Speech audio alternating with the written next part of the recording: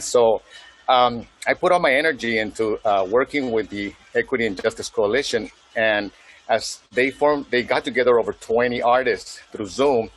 Wonderful people, which I really haven't met, but we became become very good friends all through Zoom. And they formed a series of questions to us artists of how to commemorate the suffering, the deaths, how to lift spirits to the community, what can we do to demonstrate a reaction. And I said, it's exactly what I've been pondering, what I've been doing, and how do I share this work that I've been doing? I've been submitting it into contests for posters. I've been sharing it with friends. And here was an opportunity now to organize something. So 3 ideas came about. One was to create a virtual art show. Everything is virtual, as we all know, and where it takes us, it's going to be in unison how we all get impacted and how we're able to use this technology. But it is virtual, and we figured it would be a week long, September 28th to October the 2nd. We're asking anybody who is connected to Imperial Valley in any way. You don't have to live here. You could have passed by and know what this county is, and you want to submit anything from a graphic to a poster to a message. If you're a poet, whatever you want to submit, there is a link in for you to submit, which will become a website where we will host the virtual art gallery. Other projects came out of the same meeting, which is a poetry night. That poetry night will begin on the 24th of September, which will really kick off this ongoing series of reaction art that I call it, because the pandemic really got us together. Here, people of all ages, I'm kind of on the older age, but there's artists who I didn't know about, but I like their work because I'm already getting familiar with their creativeness and their poetry and writers. And I'm just very proud to see them come out. If a pandemic is what it took, and then it is something that we have to look at in terms of innovation. Third project will be to create later on in the next month, because the pandemic is going to be here and we want to keep lifting spirits, is to do an outdoor art show with the entries that are submitted on the virtual art show.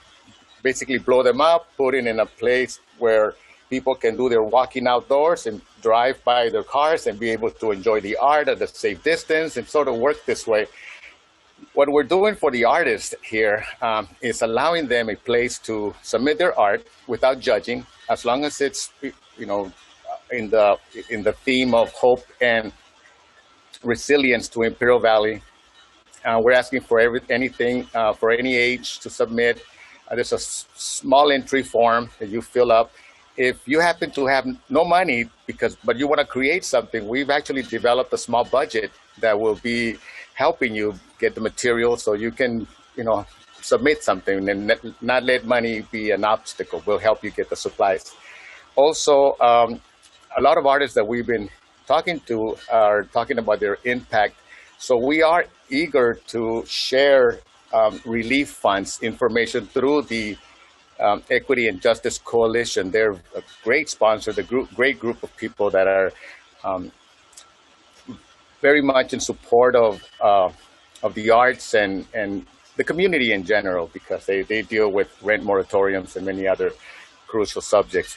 Here is an opportunity for us as artists to react, to say Imperial Valley is resilient. We've been through a lot. We have all these disparities, but yet we will prevail. We will come out of this, and we want to give people that hope that artists haven't forgotten you. Even though there are arts districts and groups in Imperial Valley, they're not really reacting, in my view, to help the people, the general community in both Spanish and English. We're majority of our Spanish speakers and majority of Mexican ancestry. We're all Mexican Americans here. But we don't see that. You don't see this messaging happening through TV or billboards or blitz. We see nothing. So here's this group of volunteers on their own getting together to do something.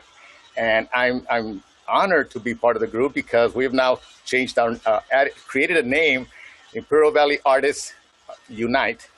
So we now have an entity along with the Imperial Valley Equity and Justice Coalition to see what it takes us.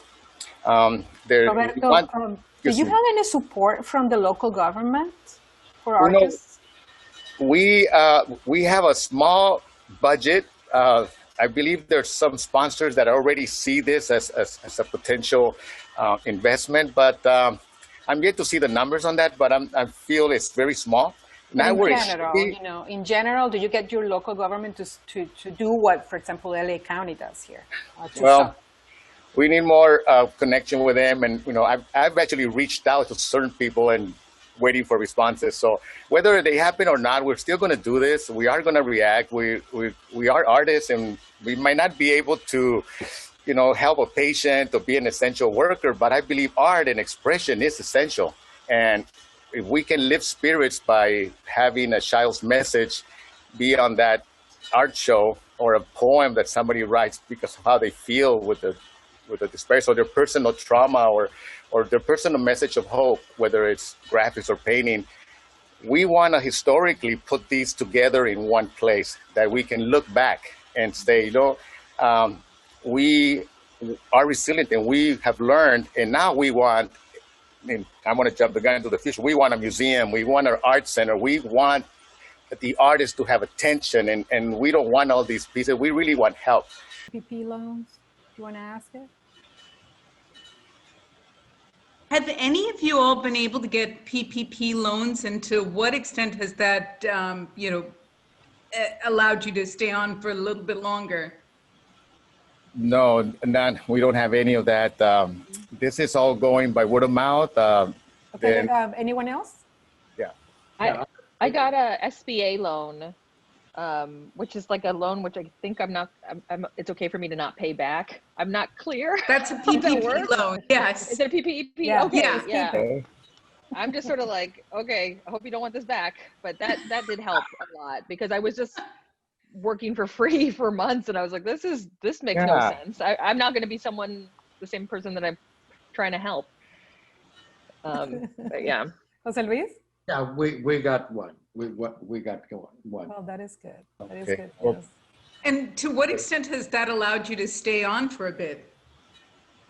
Oh, for us it's great, because we have in our organization. I have 14 full-time staff members.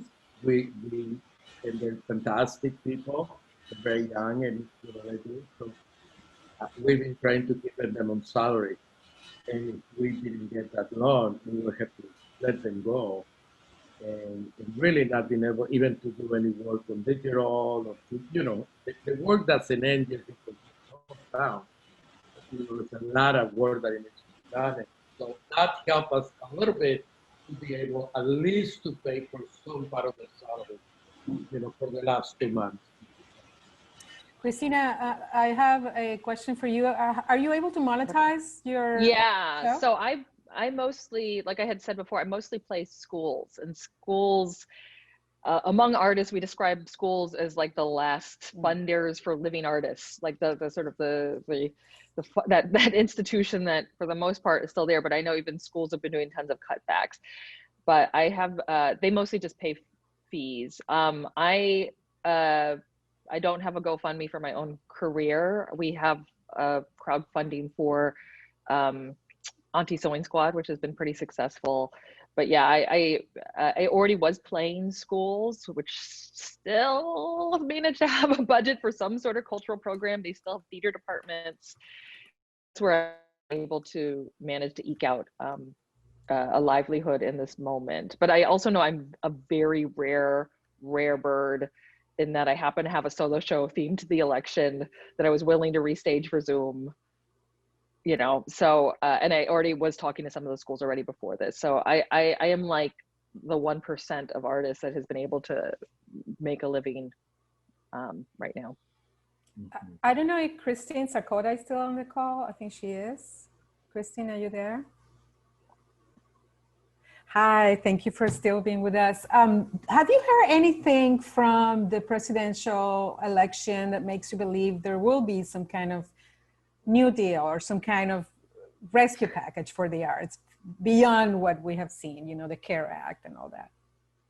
So that's a really good question. You heard firsthand today from these artists and organizations how wonderful their work is, but also how hard it is to really do this and sustain in this country where we have a mix of philanthropy as well as government support and earned income, so ticket sales, etc. But the United States, compared to other countries, we don't fund the arts as significantly. So we will see. I am definitely part of some national conversations that the Americans for the Arts, which is a national member association of local arts agencies like mine, has been convening groups.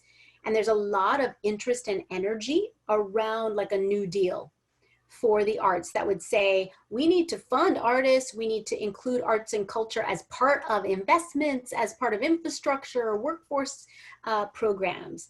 Now, whether that will happen at the federal level might also depend on who's in office. I do believe Biden's team is trying to at least look at and consult with organizations like Americans for the Arts, so at least they're thinking about it a little. It also can happen though at other levels. So I know my colleagues at the state, California Arts Council, for example, they're also looking, is there something they could do at the state level? And then those dollars could flow down to us at the local level. So we can advocate at all the levels. It doesn't have to only be federal. Even at the local and state level, they can do initiatives to support the arts and in recovery and our sustainability going forward. All right, thank you very much. And we have a question from Frank Blanquette. My question is for Roberto. Roberto, you mentioned the Latino community, the Mexican-American, the Spanish-speaking community you are surrounded by. Do you see participation in the arts from indigenous artists that maybe don't even speak Spanish and are more comfortable speaking languages like Nahuatl, Maya, Mixtec, or other indigenous languages? Absolutely open to the idea. I welcome it. We can translate, we can help, translate the work. And if it doesn't need translation because it's art, it'll be just welcome. That really will show more of the mix of us, definitely. Do you we see haven't it heard at all? anybody yet, but we would love to. In your local community, you don't have such artists? Well, there are many small towns, so we're trying to reach them all, and that's been a challenge as it is. Mm-hmm. If we find anyone with a language barrier, we're not going to limit that at all. No, so we won't. Okay. Wonderful. Thank you, Roberto. Thank you, everyone. Thank you for staying a little bit later afternoon. And this has been a very wonderful presentation by everyone. And we really appreciate you being here. Sandy? Yes, you've given us an hour of artistic inspiration, all of you. So thank you very, very much. Thank you, everyone. Have a good day.